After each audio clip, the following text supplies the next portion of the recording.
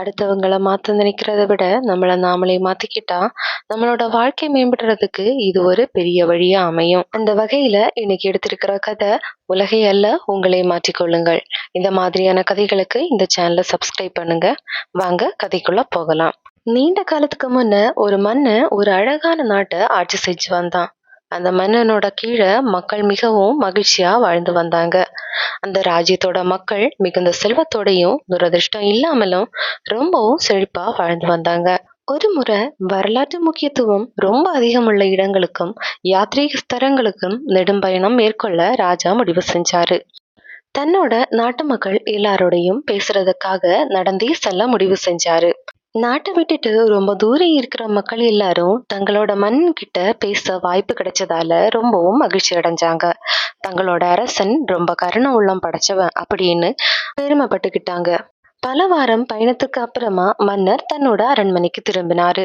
தான் பல யாத்திரிக இடங்களுக்கு போய் தனது மக்களோட செழிப்பான வாழ்க்கை வாழ்வதை கண்டு மிகவும் மகிழ்ச்சி அடைஞ்சாரு. ஆனா அவருக்கு ஒரு வருத்தம் இருந்துச்சு.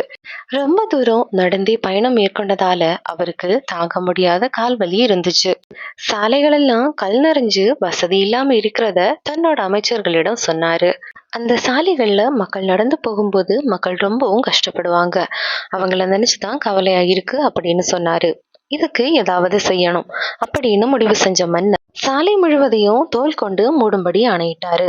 இந்த சாலையெல்லாம் தோல் போடுறதுக்கு ஆயிரக்கணக்கான பசுக்களை வெட்ட வேண்டியிருக்கும். இத கேட்ட அமைச்சர்கள் மன்னரோட உத்தரவை கேட்டு திகைச்சு நின்னாங்க.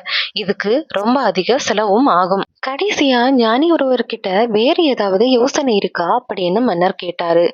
அந்த சமயத்துல மன்னரோட அமைச்சர், சாலைகள் தோல் கொண்டு மூடுறதுக்கு பதிலா மக்கள் தங்கள் கால்கள்ல மறைக்க பொருத்தமான வடிவத்துல தோல் துண்டை ஏன் வெட்டக்கூடாது அப்படின்னு கேட்டாரு.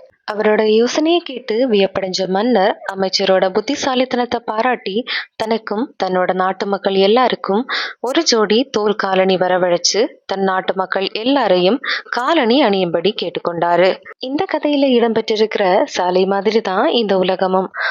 உலகத்தை மாத்திக்கொள்ள நினைக்கிறத விட நம்மள நாமளே மாத்திக்கொண்டு முயற்சி செஞ்சா வாழ்க்கை அழகாகும், வெற்றிகள் குவியும். அதிகம் நேர்மறை எண்ணங்களோடு இருங்க, அதிகமா சாதியுங்க. அடுத்த கதையில உங்களை சந்திக்கிறேன். நன்றி.